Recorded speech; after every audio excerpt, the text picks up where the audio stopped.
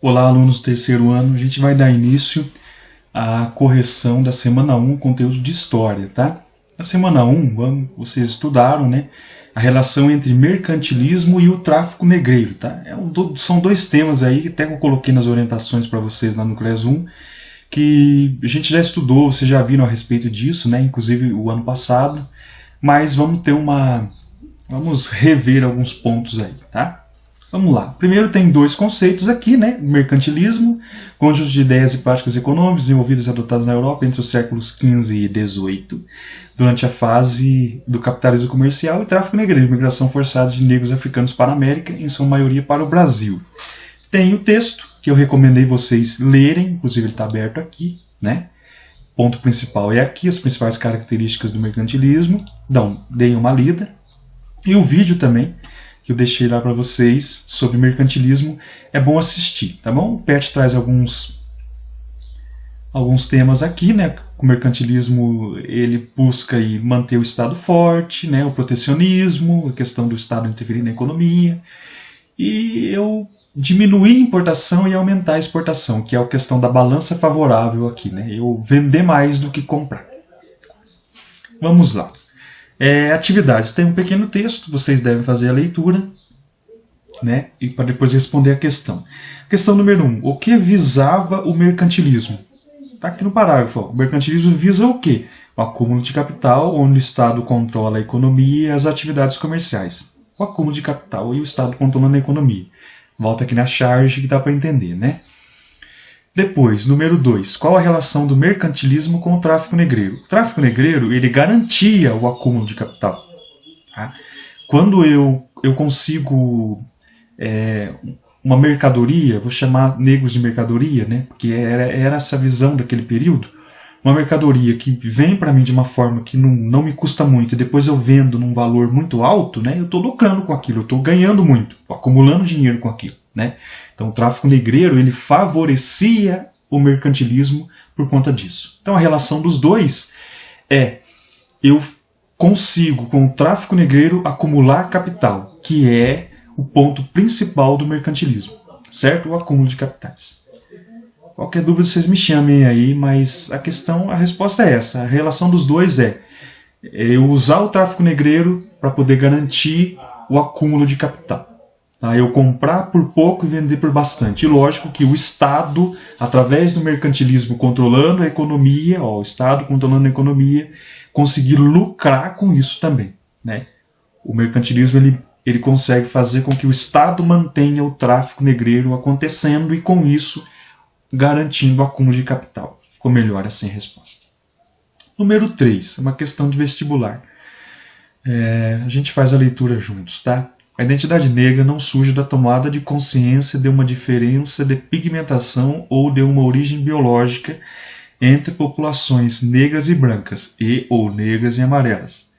Ela resulta de um longo processo histórico que começa com o descobrimento, no século XV, do continente africano e de seus habitantes pelos navegadores portugueses.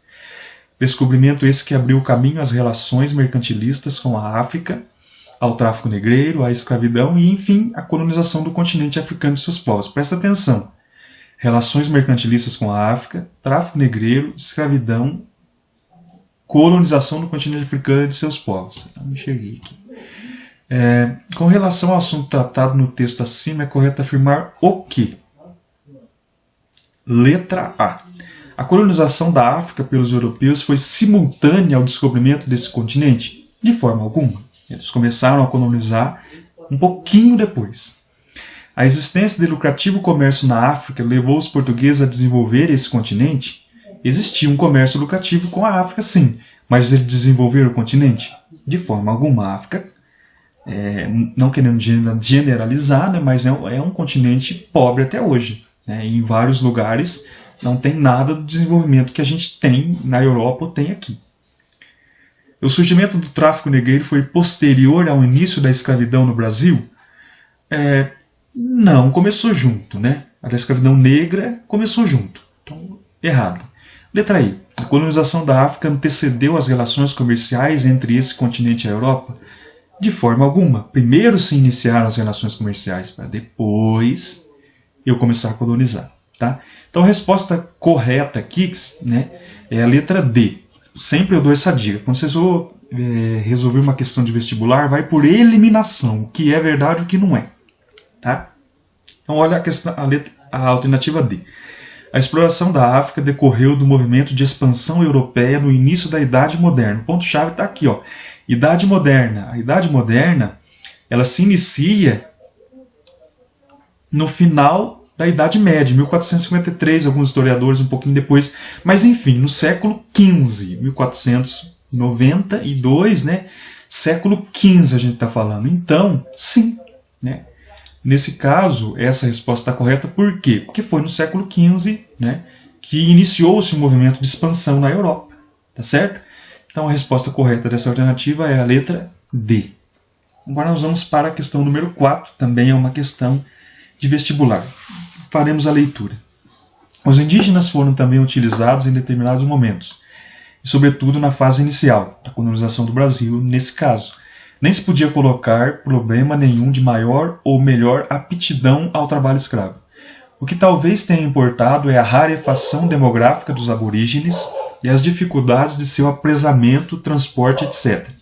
Mas na preferência pelo africano revela-se, mais uma vez, a engrenagem do sistema mercantilista de colonização. Esta se processa num sistema de relações tendentes a promover a acumulação primitiva de capitais na metrópole.